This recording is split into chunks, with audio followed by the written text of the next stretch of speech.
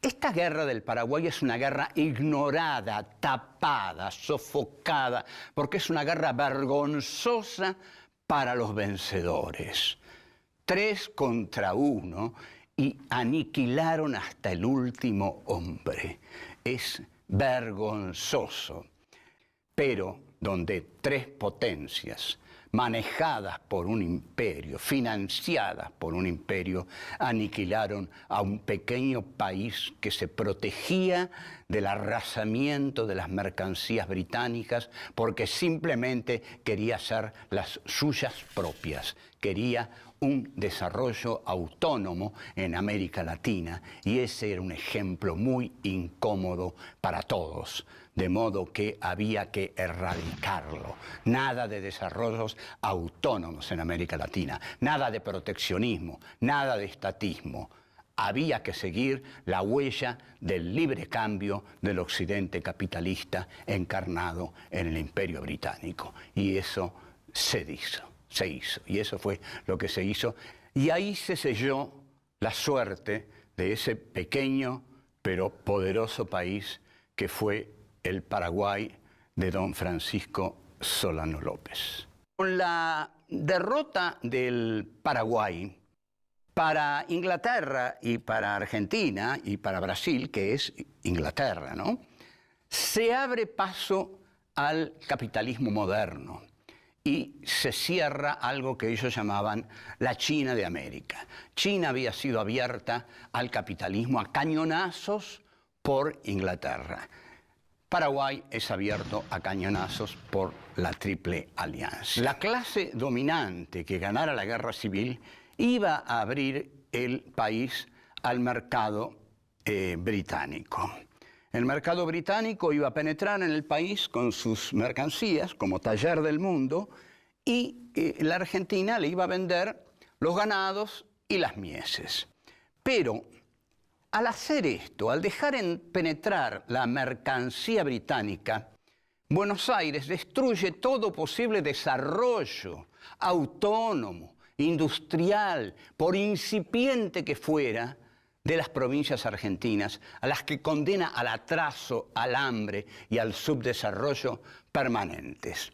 Esta guerra, además, tiene la característica definitiva de haber sido financiada por la banca Baring y por la banca Rothschild. No lo estamos inventando, no estamos diciendo que este país fracasó por los malos de afuera. Los malos de afuera no eran los malos de afuera, hacían sus negocios.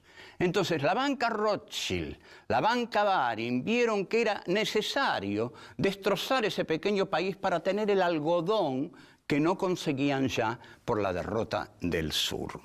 Entonces, Baring y Rothschild financian esta guerra y lleva al famoso brindis de Mitre por la unidad del esfuerzo argentino y el capital británico.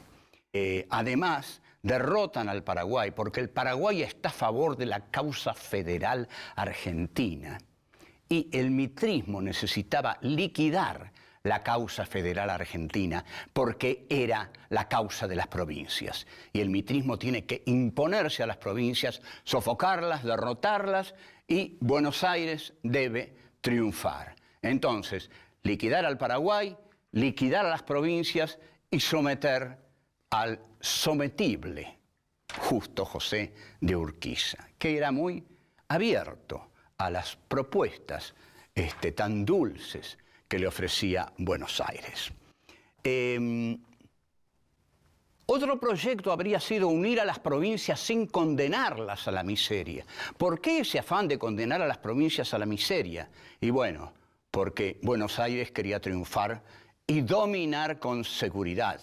Se domina con mayor seguridad a unas provincias miserables que a unas provincias más o menos prósperas.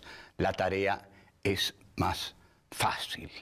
Entonces, como conclusión, podemos decir, la guerra del Paraguay fue el último intento de Buenos Aires por arruinar al resto del país, por arruinar a las provincias del interior mediterráneo, por tener comprado a Urquiza y por liquidar el punto rebelde y poderoso que era el pequeño industrial país de los paraguayos. Luego quedará la llamada campaña del desierto, que terminará con los indios, y quedará así un país despoblado. Alberdi entonces va a tener que decir, gobernar es poblar. ¿Cómo vamos a ser un país si no tenemos habitantes? Porque los hemos matado a todos.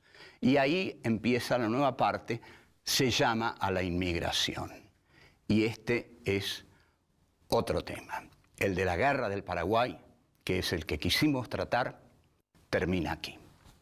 Chao.